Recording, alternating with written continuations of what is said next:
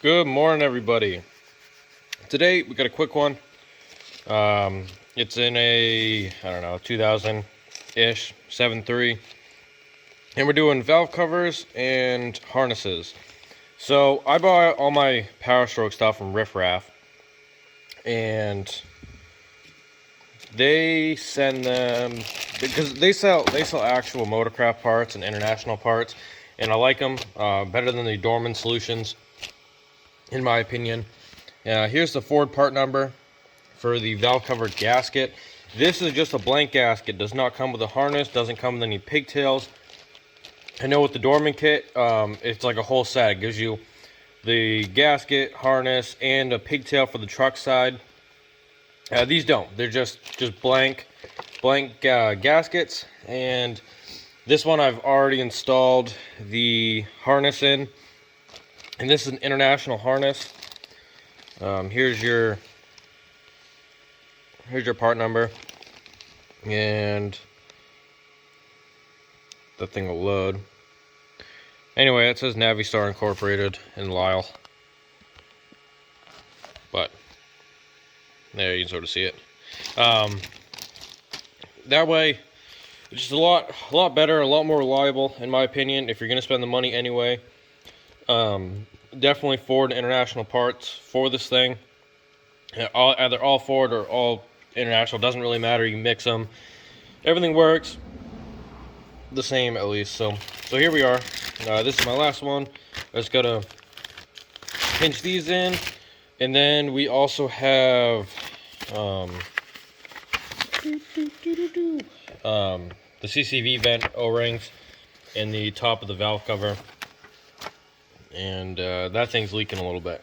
So we gotta see what that looks like. I've never really inspected. I don't know if they can clog. I don't really know what's in there. So we gotta check that thing out, because there is some oil coming out of it. Might just be a bad O-ring, and or even one of the O-rings on the bolts there, and it's just squeaking by. So anyway, we're gonna go to the truck, get this thing undone, and see what it looks like underneath.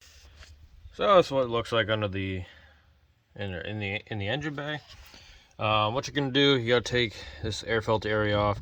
All this is loose on this one because of the filter. So it's just 1/8 millimeter there. This piece will come off, and then you can take your turbo side off with a couple bolts on the back side of this. I think those are also 8s, and then that bracket can come off. And you could probably leave the turbo side if you want to, or you can pull it for more room. I'm probably gonna just pull it and get it out of here. You gotta pull these off. I think these are 11 millimeters. These will come out, and then you're pretty much looking at it. So we're gonna pop those off, and we'll carry on. So we got the valve covers off, and already swapped over the new harnesses and gaskets. Now, the glow plugs are probably the hardest ones. Just kind of an awkward way to do it.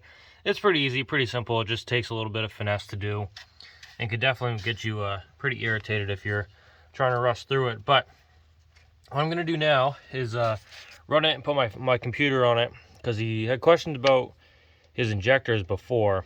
Now, it's a good thing to just look at your injectors while you have the valve cover off.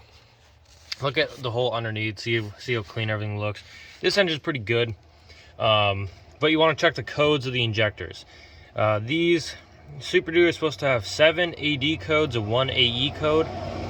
They say the AE reduces on like a rumble, or like the injector knocking. Noise in general, I don't think it really matters. What you're looking for is either all ADs or with 1 EE. You don't want to see a double A code, and or an AB code or an AC code. AA and AC are for the OBS trucks, and AB and AD are for the Super Gs.